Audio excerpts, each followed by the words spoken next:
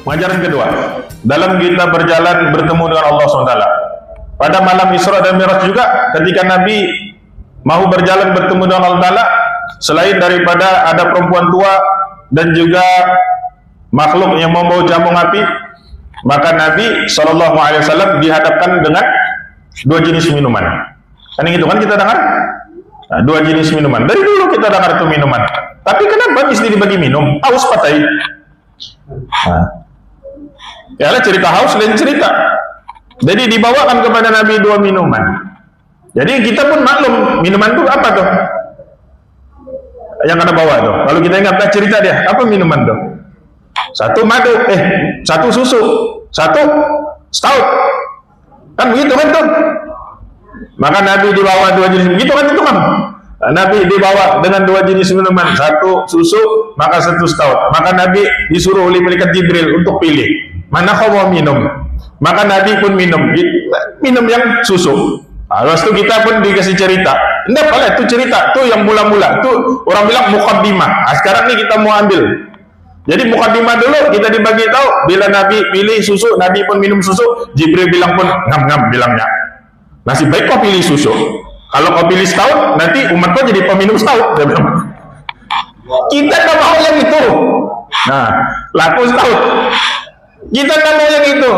Dan memang logik akal dia pun kalau Nabi dipilih, Nabi tahu mana yang terbaik. Memang Nabi akan minum susu. Mana pula minum stout. Tapi simbolik daripada pilihan itu apa dia? Satu baik, satu buruk. Maka dalam keadaan kita bertemu Allah SWT, dalam perjalanan kita ini, kita sentiasa dihadapkan oleh dua pilihan. Nada nomor 3. Memang dua saja. Apa pilihan dia, Ustaz? Oke, enggak oke. Boleh, enggak boleh. Mana ada tengah-tengah? Nah, macam buli-buli juga, Ustaz. Nada kau lagi macam-macam. Nah. Pahala, dosa, surga, neraka, muslim, kafir, itu aja Pak. Mana pilihan lain? Itu aja pilihannya. Jadi kalau kita masuk, tidak payah lah baca cerita muslim kafir, tidak payah. Kita masuk di cerita, kita ini sekarang Islam, apa lagi pilihan kita? Pilihan dia juga ada dua. Maka dalam keadaan kita bertemu dengan Allah SWT, pilihan kita sebagai orang Islam ini juga, kita ada dua pilihan. Apa pilihan kita yang dua itu, Ustaz? Menjadi muslim yang baik atau menjadi muslim yang buruk? Itu saja. Nah, ada lagi muslim tengah-tengah. Saya tengah-tengah, Ustaz. Apa itu? Buruk pun tidak, jahat pun, baik pun tidak, jahat pun tidak, uki pun tidak juga bilangnya. Tengah-tengah lah dia bilang. Supaya nanti kalau kena timbang, dia bilang, aku di surga pun tidak, di neraka pun tidak. Aku tengah-tengah, dia bilang. Nah, damus tengah-tengah. Pandai-pandai syawab. Itu Mu'tazilah, itu akidah yang salah. Maka kita sentiasa dihadapkan oleh pilihan ini dua saja.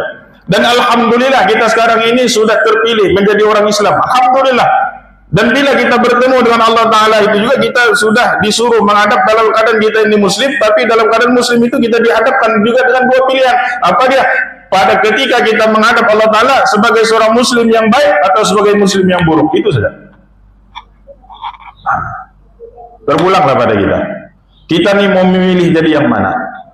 Mau jadi muslim yang baik kah? Mau jadi muslim yang buruk?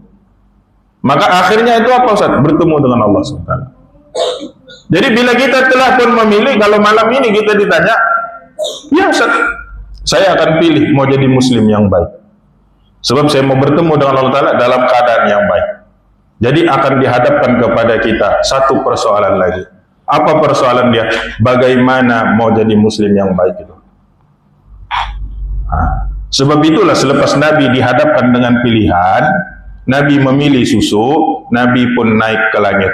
Di langit yang pertama bertemu Adam, di langit yang kedua bertemu Nabi Isa dan Nabi Yahya, di langit yang ketiga bertemu dengan Nabi Yusuf, di langit yang keempat bertemu dengan Nabi Idris, di langit yang kelima bertemu dengan Nabi Harun, di langit yang keenam bertemu dengan Nabi Musa, di langit yang ketujuh bertemu dengan Nabi Ibrahim alaihissalam. Yang mana setiap daripada tingkatan langit, setiap daripada nabi yang ada di tingkatan langit itu adalah mewakili sifat-sifat yang mesti ada bagi seorang yang mahu menjadi muslim yang baik.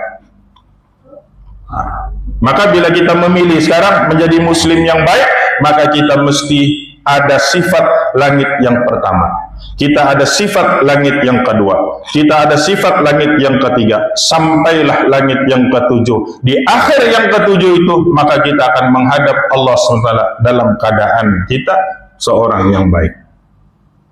Jadi apa sifat dia, Ustaz? Nah, kita pindikkan cerita sampai pukul 8, sebab baru nomor 2. Nah, yang pertama, kenapa mesti Nabi Adam? Sebab sifat pada Nabi Adam alaihi salam adalah yang awal kita cerita tadi. Maka ceritanya adalah kesombongan. Jangan kau sombong, Mas. Nabi Adam sifatnya apa? Sifatnya tanah. Maka kita kena mengakui kita ini adalah sifat yang sangat-sangat rendah. Karena kita bermula daripada tanah. Maka bila kita bermula daripada tanah, akhirnya Allah Ta'ala hiaskan kita dengan sebaik-baik kejadian. Diberikan pakaian, diberikan minuman, diberikan makanan, diberikan pangkat, diberikan harta benda, dan sebagainya. Maka jangan kau sombong. Ingat asalmu bermula daripada tanah, akhirnya juga akan kembali ke tanah. Jadi mengambil ibrah daripada cerita sifat yang ada pada Nabi Adam alaihissalam, jangan kau sombong. Sebab bertemu dengan Allah Ta'ala tidak boleh sombong. Karena itulah Allah Ta'ala dalam satu hadits qudsi, jangan sekali-kali kau bersifat sombong, karena sombong itu adalah pakaianku. Kita tidak layak pakaian Allah Ta'ala. Kenapa pakaian Allah Ta'ala? Karena kata ulama dalam hadits qudsi itu, kalaulah Allah Ta'ala itu mau bersifat sombong, yang paling layak sombong adalah Allah. Jadi kenapa kau pakaian kesombongan yang sepatutnya milik Allah Ta'ala itu kau pakai? Jadi kita telah pun mengambil apa yang menjadi milik Allah Ta'ala. Kemudian kita mau bertemu Allah Ta'ala dalam keadaan kita mencuri milik dia. Jangan sombong. Sebab itu kita hidup di dunia ini, jangan sombong. Relax ya. Cool down ya. Nah, satu, siapa pun kita. Dua, Nabi Isa dan juga Nabi Yahya. Apa sifatnya? Banyak. Tapi di antara intipati yang disuruh ambil, saya ambil ini daripada Al-Imam Suyuti. Nah, jadi kata Imam Suyuti, yang pertama itu Nabi Adam, supaya kita ingat asal kejadian muasal kita, jangan sombong. Kemudian yang kedua itu adalah ihsan. Kenapa dengan ihsan? Ingat ke cerita Nabi Isa? Bukan ihsan. Ingat ke cerita Nabi Isa dengan Nabi Yahya. Isa dengan Yahya ini apa dia? Diulang ini lebih kurang sepupu aja. Nah, cerita Nabi Isa dengan Nabi Yahya ini, Yahya itu kehidupan, Isa itu roh. Nah, maka setelah kita diajar supaya jangan sombong, maka bila kita naik di langit yang kedua, sifat yang kena ada pada kita adalah sifat kehidupan. Jadi kata Imam Suyuti, apa yang kita kena ambil daripada sifat kehidupan itu? Maka yang perlu kita ambil daripada sifat kehidupan itu, kita kena tahu apa tujuan kita hidup di dunia ini. Adakah tujuan kita hidup di dunia ini untuk bersenang-senang? Adakah tujuan kita hidup di dunia ini hanya untuk enjoy? Enggak. Tapi kehidupan kita di dunia ini untuk mencari ridha Allah SWT.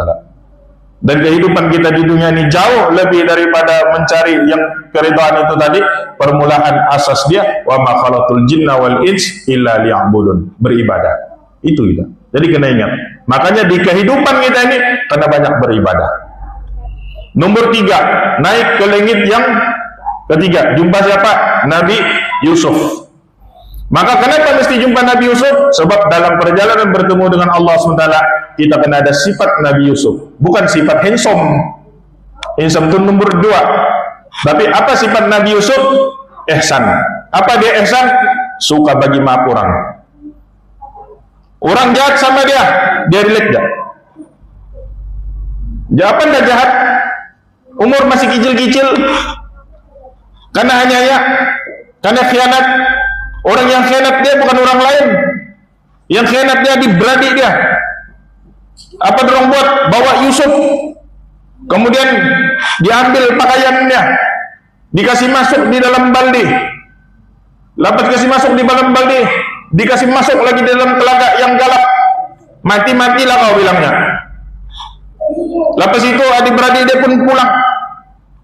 Bawa baju Nabi Yusuf, dikasih lumpur darah serigala, kasih tahu bapak dia. Nah, bilang mati sudah.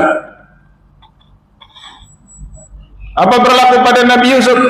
Nabi Yusuf akhirnya dijumpa oleh orang, diambil, dikasih jadi budak, dijual kepada Azar. Akhirnya sampailah dia pasar itu pun terima lagi ujian. Karena hanya lagi, siapa aja ya? Zulaikha. Zulaikha lagi hanya ya. Akhirnya masuk dalam penjara. Tapi akhirnya Nabi Yusuf menjadi seorang menteri. Dan ketika dia sudah berada di puncak kekuasaan, datang orang yang menganiaya dia dulu, adik-beradik dia, Zulaikha dan sebagainya. Ada dia balas dendam. Pencem kita, baru jadi ketua kampung sedikit sudah kabus. Ini dulu. Kaulah penjahat, dia bilang. Entah apa ketua kampung. Contoh. Kaulah dia bilang. Ini tenaku ini dia bilang. Ini tenaku ini dia bilang. Dulu sudah kau dia bilang. Sekarang tenaku dia bilang. Awas kau dia bilang. Balas dendam. Jadi kita dalam bertemu dengan Allah SWT karena ada sifat ihsan. Apa sifat ihsan dia? Suka bagi maaf orang yang salah dengan kita. Salah ya tetap salah. Sebab itu ada ungkapan memaaf tapi tidak melupa, bos. Itu kita kena pegang. Kita mengkasih maaf orang tapi jangan kau lupa. Nah, supaya kenapa itu Ustaz? Supaya kita boleh beringat, jangan lagi orang tua kasih karena kita kali kedua. Tapi maaf tetap maaf. Kenapa? Karena kita paham bila kita memaaf, Allah itu bersifat dengan Bismillahirrahmanirrahim. Hari-hari kita baca. Tiba-tiba kita pula melebihi Allah Ta'ala. Allah Ta'ala bersifat pemaaf. Biar kita ini tidak sembahyang, biar kita ini mengkodok sembahyang, biar kita ini macam mana. Tapi bila kita minta maaf, tetap Allah bagi minta maaf. Ini baru adik-beradik tampil tanah sikit, sudah kau pancung. Aku sama bang aku Ustaz, bukan mengam. Kenapa? 7 keturunan, kalau boleh adik dia, anak dia, bini dia, cucu dia, aku nak mengaku tuh. Kenapa Ustaz? Dia ambil tanah kami. Janganlah bapak marah sampai jam gitu. Tapi dia juga rajin pergi masjid, dia juga rajin sembahyang. Bila sampai masa dia juga jadi imam. Tapi dalam keadaan apa Ustaz? Dalam keadaan dia sendiri bergaduh sama adik-beradik dia. 40-50 tahun tidak pernah bertagur. Jangan gitu. Jadi bagaimana kita bertemu dengan Allah Ta'ala dalam keadaan kita masih menzalimi orang? Tidak boleh.